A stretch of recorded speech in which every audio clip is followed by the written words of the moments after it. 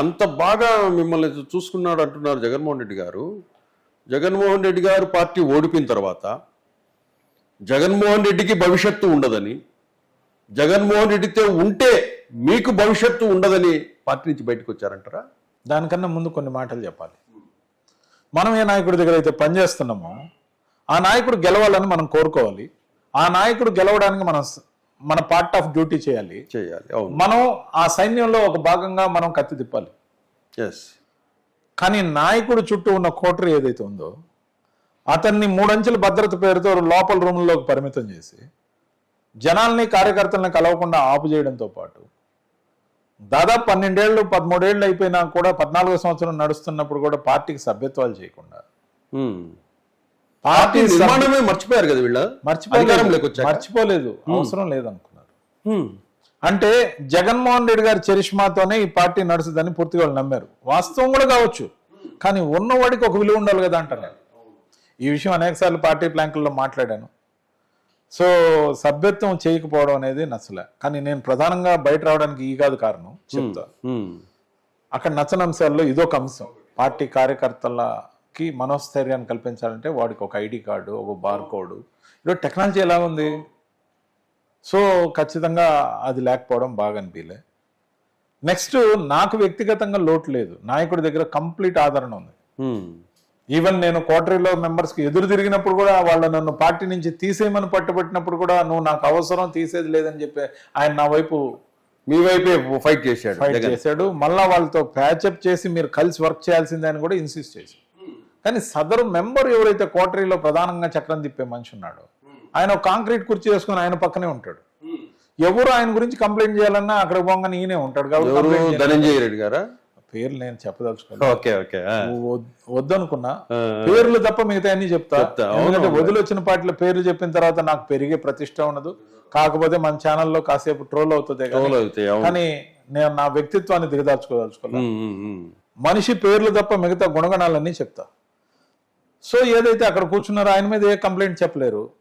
వాళ్ళకి కావాల్సిన వాళ్ళు మాత్రమే 3 అంచెల భద్రత దాటుకొని ఆయన కలవచ్చు. మాక్సిమం మహా అయితే ఒక 2 నిమిషాలు అన్న అనే లోపల ఫోటో తీస్తారు. ఫోటో తీసిన తర్వాత వెళ్ళిపోవాలి. అవును. సో ఎవరు పార్టీ కోసం మాట్లాడే అవకాశం ఆయనకి ఇవ్వటం లేదు. ఓడిపోయిన తర్వాత 8 నెలలు నేను పార్టీలో ఉన్నాను కదా.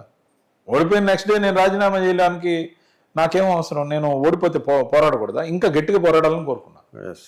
ఓడిపోయిన తర్వాత డిబేట్లకు రాలేదా? వచ్చారు. లడ్డూ రోలో కూడా గట్టిగా మాట్లాడా. అవును. కానీ నేను గట్టిగా మాట్లాడిన మరుసటి రోజే ఛానల్స్ కి ఫోన్ చేస్తారు వ్యక్తి, అతను పిలవద్దు ఛానల్స్ కి అని చెప్పడం దుర్మార్గం. ఎవరు? సదరు వ్యక్తి పార్టీ వాళ్ళే. ఇప్పుడు నేను చెప్పేది, కాంక్రీట్ కుర్చీ వేసుకొని ఒక మనిషి కూర్చుంటాడండి. జగన్మోహన్ రెడ్డి గారికి ఎదురుగుండా అందరు కూర్చుంటారండి. మీరు బాగా గమనించండి, రేపు ఒక విజువల్లో జగన్మోహన్ రెడ్డి గారి పక్కన ఒక చిన్న టేబుల్ లాంటిది ఒకటి తయారు చేసి టేబుల్ కి అడ్జసెంట్ గా ఆంచి అక్కడ ఒక కాంక్రీట్ కుర్చీ ఉంటుంది. ఆ కాంక్రీట్ కుర్చీలో కూర్చునే వ్యక్తికే పార్టీ బాధ్యత మొత్తం మన అప్పచెప్పాడండి. మళ్ళా లెటరేట్ మీద అప్పచెప్పాడండి. మేము వచ్చింది జగన్మోహన్ రెడ్డి గారి పార్టీలోకి అండి. మేము వచ్చింది ఆ సదరు కాంక్రీట్ కుర్చీ పర్సన్ పార్టీలోకి మేము రాలేదు. మేము జగన్మోహన్ రెడ్డి గారి పార్టీలో ఉండడానికి, ఆయన చెప్తే పనిచేయడానికి, ఆయన కోణంలో మేము పోరాడడానికి సిద్ధమే. కానీ కాంక్రీట్ కుర్చీ పర్సన్ తో మాకేం పని? కరెక్టే. ఆయన పార్టీ నడుపుతాడంటే మాకేం పని? మీకు కండువా వేసింది జగన్మోహన్ రెడ్డి కదా. నాకు కండువా వేసింది జగన్మోహన్ రెడ్డి గారు. ఆయనకు వెసులుబాటు లేనప్పుడు ఎవరితోనైనా మాకు పని పురమాయించవచ్చు, కానీ ఆయన పార్టీ నడపాలి, కానీ ఈయన పార్టీ నడపకూడదు అంటా నేను. కరెక్టే, వస్తుంది. సో ఈయన నడిపే పార్టీలో మనకేం పని అనిపించింది. పైగా మీరు ఒక వెపన్ అనుకుందాం. మీ వెపన్ ఎప్పుడు కూడా వాడబడాలి. అది కత్తి అయితే పదును ఉండాలి. పదును ఉండాలంటే వాడాలి. సో మీరు వాడకుండా దాన్ని మూలను పెడితే మీకు ఉపయోగం లేనప్పుడు ఇంకొకరికి ఇస్తే వాళ్ళు వాడతారు కదా. అవును, కరెక్ట్. సో నన్ను వేరే వాళ్ళకి ఒక వెపన్ గా నేను ఉపయోగపడాలని వచ్చా. ఆ సారూప్యంలో మీరు ఇంకో మాట అడిగారు. మీరు ఎందుకు తెలుగుదేశం పార్టీని సెలెక్ట్ చేసుకోలేదు వద్దనుకున్నప్పుడు? ఎందుకు జనసేన పార్టీని సెలెక్ట్ చేసుకోలేదు? ఎందుకు ఉదయం వచ్చిన కాంగ్రెస్ పార్టీని సెలెక్ట్ చేసుకో? కాంగ్రెస్ పార్టీలో ఉన్న సిద్ధాంతాల ఏవైతే లేటుగా అర్థం చేసుకున్నానో, ఈ దేశానికి పనికిరాని అనేక అంశాల్లో వీళ్ళ పాత్ర దారుణంగా ఉండిందని హిస్టరీని చూస్తున్నప్పుడు నేను అర్థం చేసుకున్నాను.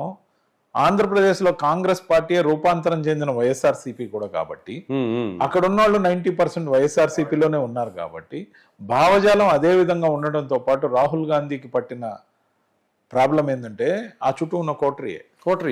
ఆ కోటరీ ఎప్పుడు లాభంలో ఉంటారు, ఎంపీలు రాజ్యసభలుగా ఉంటారు, ఎప్పటికీ పదవుల్లోనే ఉంటారు, ఎప్పుడు ఇప్పటి ముప్పుడుగా సంపాదించుకుంటుంటారు, ప్రెస్ లో కనపడుతుంటారు, ప్రధానమంత్రికి నమస్కారం పెడుతుంటారు, వాళ్ళు మంచి పదవుల్లో ఉంటారు. కానీ ప్రధానమంత్రి మీద ఫైట్ చేసే రాహుల్ గాంధీ మాత్రం చచ్చిన ప్రధానమంత్రి కాడు. అవును. అదే విధంగా జగన్మోహన్ రెడ్డి గారిని మార్చే క్రమం జరుగుతోంది.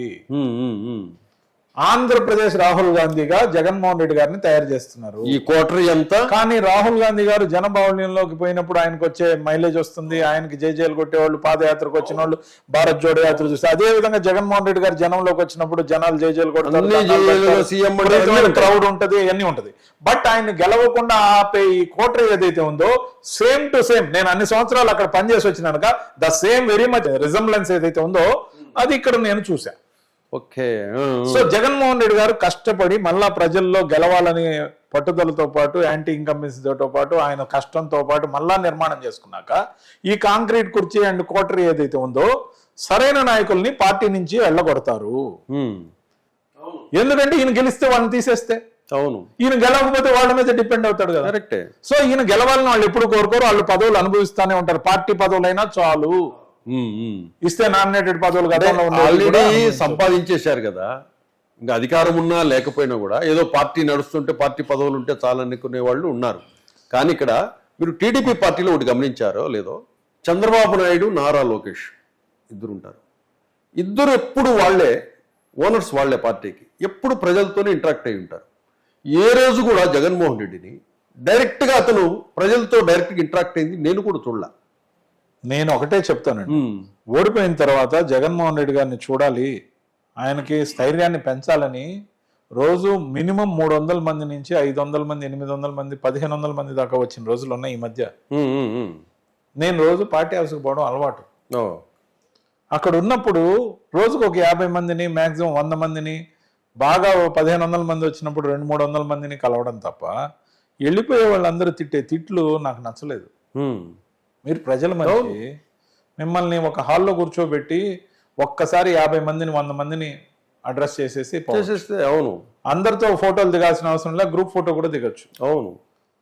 అలా కాకుండా ఒక 50 మందికి మాత్రం ఆయన 10-10:30కు వచ్చిన తర్వాత 1:30 దాకా వీళ్ళతోనే మాట్లాడుకొని ఈ సో కాల్డ్ కోటరీతో లాస్ట్ లో వెళ్ళి అరగంట ఒక 50 మందికి, ఒక్కోసారి 100 మందికి వాళ్ళు పాపం వచ్చిన వాళ్ళు పంపించేస్తే ఫోటో దిగినోడు ధన్యుడు. దాంట్లో నేను కూడా ఫోటోలు దిగా అట్లా అనుకుంటే, కానీ ఫోటోలు దిగినోడు ధన్యుడు, ఫోటోలు దక్కనోడు తిట్టే తిట్లుంటే ఆ శాపనార్థాలు నేను వింటున్నప్పుడు ఈ పార్టీని గురించి మాట్లాడే మాటలు నాకు బాధ అనిపించింది. అవును, ఎవరు దూరం చేస్తున్నారు వాళ్ళకి? వాళ్ళు ఊర్ల నుంచి ఛార్జీలు పెట్టుకొని వస్తున్నారు. కొందరైతే ఈ రోజు కాకపోతే రేపన్నా మనం అంత వస్తున్నారు, 2-3 రోజులు హోటల్లో రూములు తీసుకుని ఉంటున్నారు. 3 రోజుల తర్వాత కూడా కలవకుండా పోయే వేల మంది ఎవరైతే ఉన్నారో, ప్రతి వారం కొన్ని వేల మందిని మీరు పార్టీకి దూరం చేస్తున్న ఈ కోటరీ పద్ధతి నాకు నచ్చలా. అంటే కనీసం ఈ కొన్ని వేల మందిని మీరు ఎలా దూరం చేస్తారు పార్టీకి? అవును, అంతే కదా. ఎందుకు దూరం చేస్తారు? మీరు కేవలం యాంటీ ఇన్కంబెన్సీ మీద, లేకపోతే మీరు ఇచ్చే తిట్ల స్క్రిప్ట్ మీద పార్టీని 4 సంవత్సరాలు దొర్లించాలనే కార్యక్రమం నాకు నచ్చలా.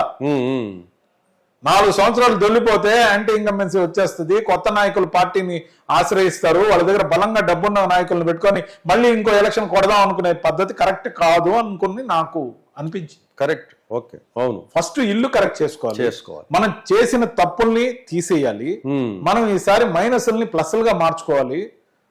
యాంటీ ఇన్కంబెన్సీ ఎలాగో వస్తుందండి, గవర్నమెంట్ కి వస్తుంది. గవర్నమెంట్ స్కీమ్లన్నీ ఇంప్లిమెంట్ దాదాపుగా చేశాడు జగన్మోహన్ రెడ్డి గారు. యాంటీ ఇన్కంబెన్సీ రాలేదా? అవును, 5 ఏళ్లే చేస్తుంది, 10 ఏళ్ళు 15 ఏళ్ళు చేయలే. కానీ మీకు రాసిచ్చే తప్పుడు స్క్రిప్ట్లు ఈ రోజు కూడా ఎలా ఉన్నాయంటే, మొన్న కూడా మీరేం చెప్తున్నారు, 2.0 మళ్ళా చూస్తారు, వచ్చిన తర్వాత వాళ్ళ మీద నేను కక్ష తీర్చుకుంటా, ఒక్కొక్కరికి మామూలుగా ఉండదు, రాష్ట్రం వదిలి పారిపోవాల్సిన పరిస్థితి కల్పిస్తా, మరో 30 ఏళ్ళు మనమే అధికారంలో ఉండబోదు. ఎవరికైనా భయం వేస్తుందండి. ఈ స్క్రిప్ట్ రాసిన వాడిని దేంతో కొట్టాలి? ఎవరు రాస్తారు ఈ స్క్రిప్ట్స్ అన్ని? మీరు కొంచెం ఆలోచించి మనసు పెడితే ఆ పేర్లు మీకు తెలుస్తాయి. పేర్లు చెప్పకూడదనే విధానం ఎందుకు రాస్తారు అలాంటి పనికిమాలిన స్క్రిప్ట్లు? అంటే ఆయన్ని 30 ఏళ్ళ కోసం ముఖ్యమంత్రిగా ఒక్కసారి వీళ్ళంతా కలిసి జగన్ భ్రమలో పెడుతున్నారు. జగన్ ని భ్రమలో పెట్టడం కాదండి, అక్కడ కూర్చొని ఆ స్క్రిప్ట్లు రాసేవాళ్ళు ఆ పార్టీకి మేలు చేయాలని లేరు, పక్క పార్టీల దగ్గర కోవట్లుగా పనిచేస్తున్నారు. పేర్లు మాత్రం నేను చెప్పను. వాళ్ళు అక్కడే ఆయన దగ్గర జీతం తీసుకుంటున్నారు, కారు అలవెన్స్ తీసుకుంటున్నారు, అపార్ట్మెంట్ రెంట్ తీసుకుంటున్నారు, కానీ ఆయనకు వ్యతిరేకమైన మాటలు రాస్తున్నారు. కరెక్ట్. ఒకటే గుర్తుపెట్టుకోండి, ఒక అడుగు తగ్గి మాట్లాడే మాట జనంలో సింపతి పెంచుతుంది. ఒక అడుగు రెచ్చగొట్టి మాట్లాడే మాట కక్షపూరితంగా ఆ క్షణంలో కార్యకర్తలు కొంతమంది చప్పట్లు తట్టొచ్చే కానీ అవును, మీరు రాను ఇవన్నీ చేస్తే రాష్ట్రానికి ఏం ఉపయోగం అనే ఆలోచన ప్రజల్లో ఏర్పడుతుంది. కరెక్టే. ముఖ్యంగా ఒక పండగ వస్తుంది, ఒక పండగ సంవత్సరానికి ఒకసారి వస్తుంది, సంక్రాంతి అయినా దీపావళి అయినా హోలీ అయినా, మరి అనేక పండుగలు ఉన్నాయి. మరి ఒక సంవత్సరం పండగ వచ్చేటప్పుడు ప్రతి సంవత్సరం ఆ పండగని గొప్పగా సెలబ్రేట్ చేసుకోవడానికి ఉన్నంతలో ప్రతి ఒక్కరం చేస్తాం. అవును. మరి 5 సంవత్సరాలకు ఒకసారి వచ్చే పెద్ద ఎలక్షన్ పండగని దానికోసం మనం ప్రిపేర్ చేసుకోవాల్సిన అంశాన్ని అవును మీరు 5 ఏళ్ల కోసం అంతంత ప్లస్ మార్కులు హుండీలో వేసుకోవాలి కదా. చేసుకోవాలి. మీరు ఎందుకు మైనస్లు చేసుకుంటున్నారు? మీరు ఇలాగైతే ఎప్పుడు గెలవరు. మిమ్మల్ని నమ్మి భ్రమలో ఉండే వాళ్ళందరూ సర్వనాశనం అయిపోతారు. ఒక నాయకుడు ఓడిపోతే ఆ నాయకుడిని నమ్మి పనిచేసిన కార్యకర్త ఇల్లు దివాలా తీస్తుంది. నాయకుడి సంగతి అయితే ఇంకంతే సంగతి. ఒక ఎమ్మెల్యేగా పోటీ చేసి ఓడిపోయిన తర్వాత వాళ్ళకి ఊరంతా ఉన్న అప్పులెన్ని, అవును, వాళ్ళు చేయని తప్పులకి వాళ్ళు అనుభవిస్తున్న బాధలెన్ని. మరి నాకు వయసు ఉంది, అవసరమైతే 10 సంవత్సరాలైనా ప్రతిపక్షంలో ఉంటాను, మీ నోట వెంట రాయించిన స్క్రిప్ట్ కి బాధ్యుడు ఎవడు? మీరు 52కు వచ్చారు. మిమ్మల్ని నమ్ముకున్న సీనియర్ నాయకులు 65లో ఉన్నారు, 67లో ఉన్నారు. అవును. మరి 10 సంవత్సరాల తర్వాత వాళ్ళ వయసు ఎంత? రాజకీయంగా వాళ్ళకి అవసరం ఎంత? ఎంతసేపు మీ వయసును పరిగణలోకి తీసుకుంటున్నారు. మీరు తెచ్చిన ఐప్యాక్ 35 ఏళ్ళు 40 ఏళ్ళకు లోపల ఉండే వాళ్ళని మాత్రమే మనం ఎంకరేజ్ చేస్తామంటున్నారు. రాబోయే రోజుల్లో కూడా మళ్ళీ ఐప్యాక్ రాబోతుంది. అవును. మరి మళ్ళీ అలాంటి ఐప్యాక్ తెస్తే కార్యకర్తల ప్రమేయం ఏముంటుంది? ఎన్నో అంశాలని పరిగణలోకి తీసుకున్న తర్వాత ఈ పార్టీలో వద్దని నేను నిర్ణయించుకోవడం జరిగింది.